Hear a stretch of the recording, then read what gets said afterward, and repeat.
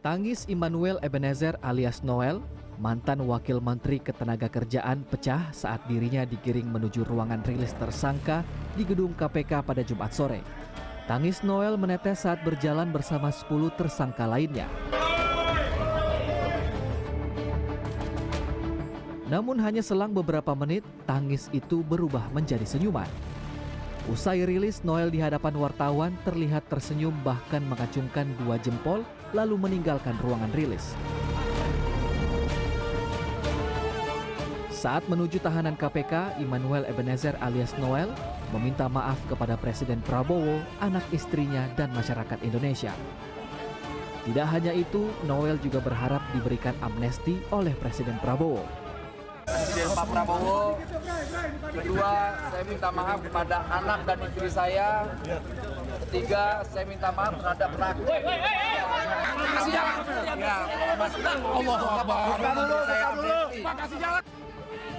Namun bukan mendapat amnesti, Noel akhirnya dicopot dari jabatannya oleh Presiden Prabowo.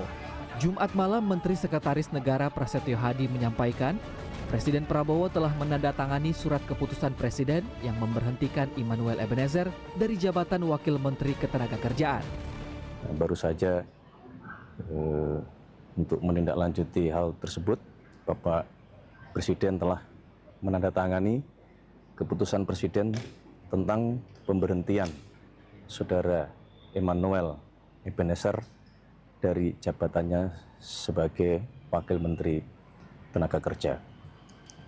Selanjutnya, kami menyerahkan seluruh proses hukum untuk dijalankan sebagaimana mestinya.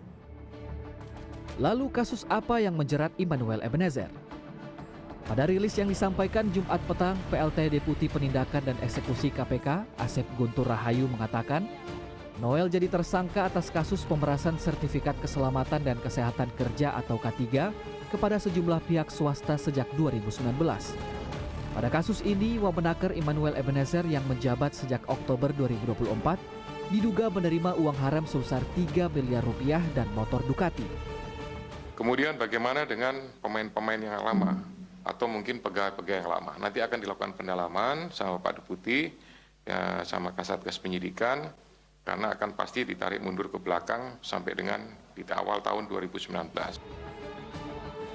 Bicara soal pemerasan dalam pembuatan sertifikat keselamatan dan kesehatan kerja atau K3, pengamat ketenagakerjaan Timbul Siregar mensinyalir praktik suap atau pemerasan dalam sertifikasi keselamatan dan kesehatan kerja atau K3 sudah lama terjadi.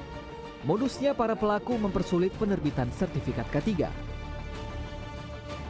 Mau mendapatkan sertifikasi K3-nya harus dapat izin dulu. Nah, sekarang kan persoalannya izin yang harusnya diberikan oleh Kementerian Ketenagakerjaan dibuat tidak sedemikian mudahnya sehingga terjadi proses pemerasan tadi yang harusnya biayanya sekitar 275.000 dinaikkan, diperas sehingga jadi 6 juta. Dan ini merupakan hal yang sudah lama ternyata kan gitu ya.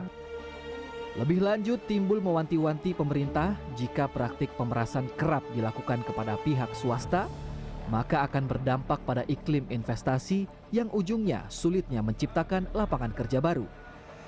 Tim Liputan, CNN Indonesia.